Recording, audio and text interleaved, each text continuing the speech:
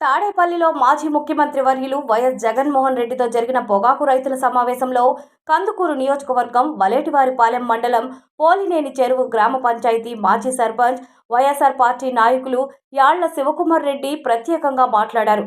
కందుకూరు నియోజకవర్గంలో రైతుల ప్రధాన పంటగా ఉన్న పొగాకు గిట్టుబాటు ధర రాక ఈ కందుకూరు ప్రాంతం పూర్తిగా వర్షాల మీద ఆధారపడాల్సి వస్తుంది. కావున మీరు ఒకసారి మా కందుకూరు నియోజకవర్గంను విజిట్ చేయవలసిందిగా కోరుచున్నాము. పెట్టిన పెట్టుబడులు కూడా రైతు చేతికి వచ్చే పరిస్థితి లేక దుర్భర పరిస్థితిని ఎదుర్కొంటున్నారని, దీని వలన రైతు తీవ్రంగా నష్టపోవాల్సి వస్తుందని జగన్కు వివరించి చెప్పడం జరిగింది. ఇప్పటికే మన పార్టీ ఆధ్వర్యంలో రైతులకు అండగా పొగాకు బోర్డును కూడా సందర్శించడం జరిగింది.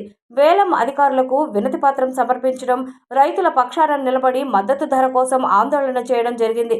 పొగాకు రైతుకు గిట్టుబాటు ధర కల్పించేదానికి మన ప్రభుత్వంలో మార్ఫెడ్ ద్వారా కొనుగోలు చేసిన సంగతి జ్ఞప్తికి తెచ్చారు. ఈ కార్యక్రమంలో యాళ్ల శివకుమార్ రెడ్డి, కందుకూరు రైతులు మరియు ఓలేటివారిపాలెం మండలం రైతులు పాల్గొన్నారు.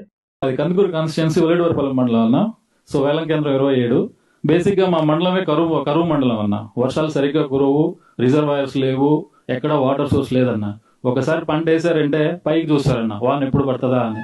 వాన పడలేదంటే ఇంకా వేరే రిసోర్స్ కోసం చూసుకుంటారు. అక్కడ ఉన్న చెరువుల్లో కానీ బావుల్లో కానీ వాటి వల్ల వాళ్ళ నీళ్లు కట్టుకొని అలా పండించుకుంటారన్న. దానివల్ల ఏమవుతుందంటే పెట్టుబడి ఎక్కువ అవుతుందన్న. సరే పెట్టుబడి ఎక్కువ ఉన్నా కూడా వేలం కేంద్రంలో గరిష్ట ధర మనకి 300 రూపాయలు 350 రూపాయలు ఉంది కాబట్టి దానికి సరిపోతుంది అని చెప్పేసి అలా ఆలోచన చేశారన్న. చేసిన తర్వాత కూడా ఇప్పుడు ఈ ఏదైతే ఇప్పుడు వేలం కేంద్రంలో ఇది గరిష్ట ధరలు 1600 160 రూపాయలు 120 రూపాయలు అలా పడిపోవడం వల్ల వాళ్ళు పెట్టుబడి డబుల్ అవుతుందన్న, దిగుబడి వచ్చేసి సగం అవుతుందన్న. దానివల్ల ఆర్థిక ఇబ్బందులు అవుతున్నాయి. బేసిక్ గా కరువు ప్రాంతం కాబట్టి అక్కడ ఎక్కువ డబ్బులు ఉండవు కాబట్టి అందరూ ఏదో అపోసొప్పో చేసుకొని ఆ రైతులు ఏదో పంట వేసుకొని ఏదో ఒక ఆదాయం వస్తుందని ఆశతో ఉన్నారన్న. ఇప్పుడు ఈ విధంగా జరగడం వల్ల అప్పుల బారిన పడి రైతులు కూడా మానసికంగా కుంగిపోతున్నారన్న.